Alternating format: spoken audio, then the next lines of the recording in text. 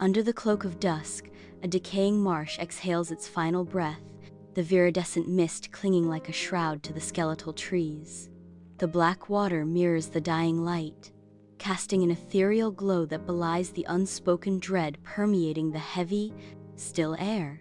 In the distance, the chilling sound of wet, labored breathing shatters the silence, hinting at an unseen presence lurking deep within the marsh. At the swamp's edge, a crooked cottage teeters, its warped frame a testament to decay and forgotten secrets. Grasping vines clutch at the grimy windows, as if desperate to conceal the mysteries within. On the doorstep, a shattered lantern flickers with an eerie blue light, casting long, distorted shadows that dance like restless spirits. In the cottage, shadows dance across bone jars and relics, illuminated by the eerie blue pulse of the fireplace. Moisture glistens on the damp floor, hinting at secrets hidden beneath the surface. The ominous blue flame casts long, distorted shadows, turning the ordinary into the macabre.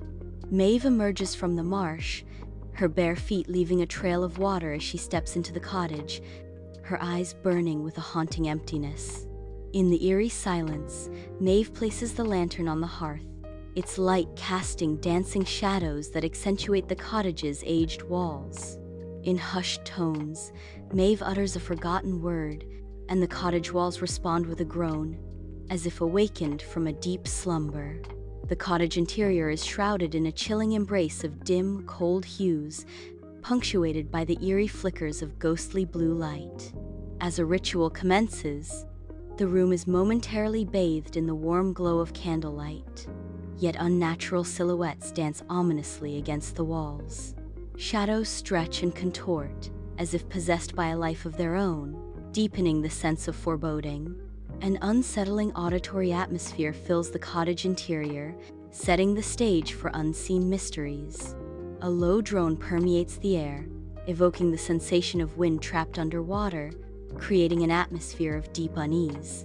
Metallic ringing and heartbeat-like thuds pulse through the silence, intensifying the sense of dread. Subtle whispers in reverse linger just beneath the threshold of hearing, hinting at hidden secrets and impending revelations. From the marsh's murky depths, Maeve emerges, not rising but released. As if poured out like oil from a shattered lamp, her limbs, heavy and lifeless, drag across the surface, leaving trails of disturbed water in their wake. The marsh itself seems to tire of its burden, lifting her as if she were a coffin it no longer wishes to possess. She drifts toward the marsh bank, an ethereal presence too substantial to be buoyant. The moss recoils from her touch, as if in silent aversion, creating a stark barrier between worlds. The frogs hold their breath, suspended in a moment of eerie stillness, sensing an otherworldly presence. Ancient trees lean back in silent reverence, their gnarled branches bowing to the spectral visitor. In the dead of night, a solitary lantern casts an eerie, blue glow, revealing a sinister hue reminiscent of decay and hidden shame. The lantern feeds on memory and shame. Maeve, drenched and transformed, crosses the threshold of her cottage, her eyes now colder than the storm she left behind. Within the cottage, every object seemed to recoil, sensing an unseen presence. The ancient beams groaned under the weight of secrets, hinting a hidden Isabel.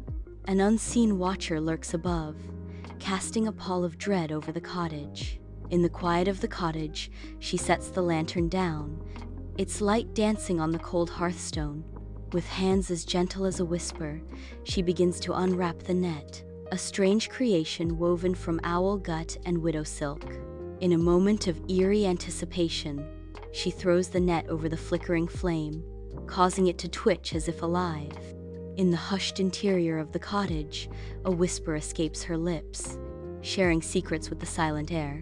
As she utters 3 words, an invisible net tightens, ensnaring an unseen force within its grasp. The candle flame shrinks, its light intensifying as it becomes trapped within an ever-tightening space. In the dimly lit cottage interior, shadows dance on the rough-hewn walls, as dust motes swirl in the faint light. A voice echoes through the room, delivering a chilling revelation. He was only the first. The ominous words hang in the air, transforming the quaint cottage into a stage for impending doom. The cottage awakens, not with words, but with a profound hum that courses through every fiber of its being. A low vibration pulses deep within the walls, resonating with the ancient wood and weathered stone. Even the jars on the shelves tremble with anticipation, as if holding their breath for a revelation. Beneath the floorboards, the very foundation of the cottage trembles, hinting at secrets long buried and now yearning to surface. The cottage interior pulses with an unsettling sense of affirmation, a silent yes before the storm. Every corner exudes an agreement that is both inviting and subtly threatening. The unsettling calm hangs heavy in the air, a prelude to inevitable conflict. Inside the rustic cottage, shadows dance ominously as Maeve's face reflects deep worry. The narrator warns.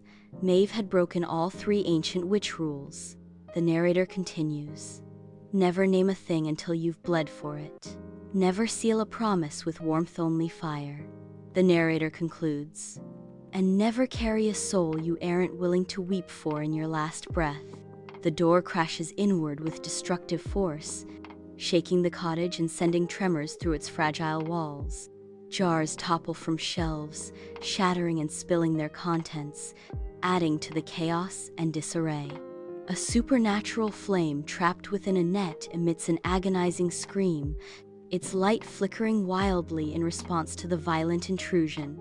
In the quaint cottage interior, a palpable sense of dread fills the air as she slowly turns, sensing an ancient, ravenous presence behind her. She is aware that the entity lurking behind her possesses a haunting beauty, capable of ending lives. The air thickens with anticipation as her gaze meets the ancient entity, a silent acknowledgement of the deadly beauty that awaits. In the dead of night, the path from Blackwood Hills transforms into a haunting wound, its darkness concealing an imposing presence. A mysterious, shimmering distortion hovers where the path once was, suggesting an unnatural imposition upon the land. The air itself seems to ripple with unseen force, as if reality bends to accommodate something not truly there. In the doorway of a rustic cottage, Maeve readies herself, her jaw unhinging to reveal a hidden hook blade crafted from the bone of a par, Leviathan. From the depths of her hidden place, Maeve retrieves a menacing hook blade made from the rib of a Leviathan. The Leviathan's rib, now a menacing hook blade, gleams ominously in the dim light, a symbol of Maeve's hidden power and deadly intent. She blinked, caught in a moment of stark realization. A voice whispers, shattering the silence. It was at the door. The voice continues, revealing, not Revan, not a revenant, not a god, not a demon. At the cottage doorway, a figure emerges, its presence defined by the chilling absence of a face. Crowning its head, antlers of echo twist like silent, unanswered questions. The figure stands motionless, a haunting enigma framed by the rustic charm of the cottage doorway. The disembodied voice invades her senses, carrying metallic tangs, spicy warmth, and the raw scent of wet animal. The mysterious entity declares, "You have opened the lantern," signaling a turning point in her destiny. The room seems to respond, shadows deepen as if acknowledging the utterance, intensifying the looming sense of fateful revelation. Inside the quaint cottage, Maeve's throat tightens with a chilling wave of recognition. In a moment of stark realization, Maeve whispers, "He came first," she said. "I know what that means." Kephera remains still as stone, betraying no hint of emotion, yet the cottage behind her groans under unseen pressure. Suddenly, the kettle's piercing shriek shatters the silence, signaling an imminent and terrifying transformation. The very structure of the house rebels, its bones cracking and protesting against an unseen force. Within the cottage's embrace, dim light casts dancing shadows upon the rugged walls, as a gentle fire whispers tales in the hearth. In the hushed atmosphere, a voice echoes, "Then you know what comes next." Amid the silence, she emerges, her voice firm, demanding, "I want a name," she said. Her gaze unwavering, she insists, not a prophecy, not a metaphor, a name. In the marsh, the wind ceases its mournful song, leaving the trees suspended in a silent vigil, as if the very air holds its breath. A hush falls over the marsh. The trees stand motionless, as if they are eavesdropping on secrets whispered by the earth. The marsh becomes a stage for an unseen drama, every shadow and ripple hinting at mysteries yet to unfold. A profound silence envelops the cottage interior, interrupted only by the mesmerizing dance of flames in the hearth. The lone word Kephera shatters the quiet, its echo resonating with untold stories. The name felt like a foreign entity, breaking against her teeth and bleeding through her tongue. In the dim cottage, a violent expulsion of blood meets the ravenous fire, as if offering it a piece of herself. The fire seems to recoil, almost in pain, from the offering, underscoring the profound violation of her act.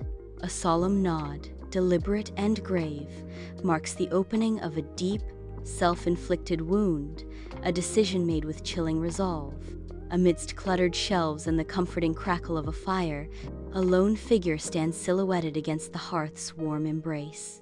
In a reflective moment, the figure whispers, "I'll need iron, a tether, a mirror that's never known a face, and something from the child I used to be."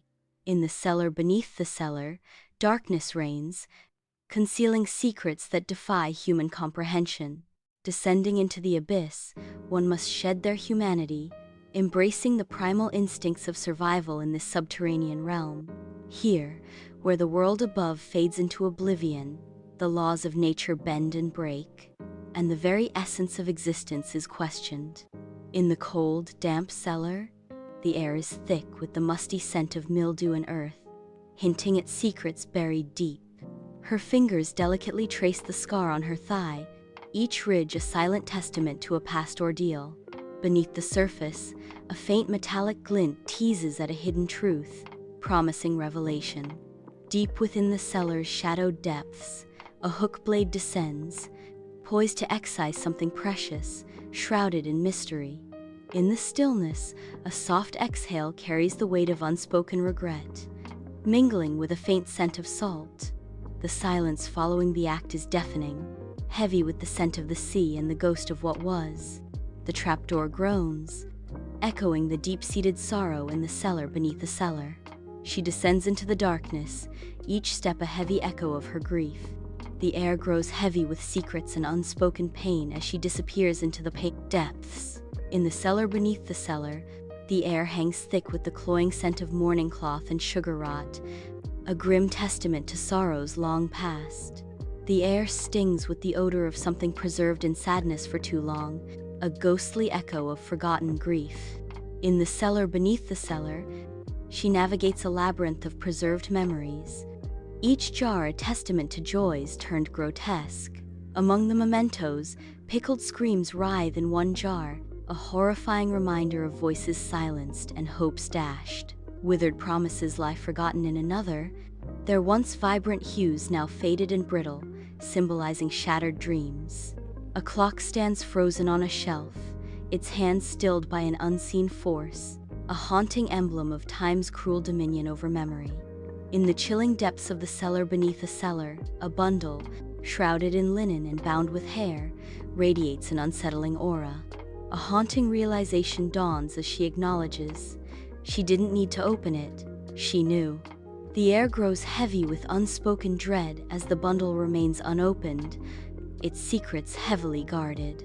Deep within the cellar, an unsettling tableau unfolds. A doll, handmade and imbued with a strange vitality, lies in wait.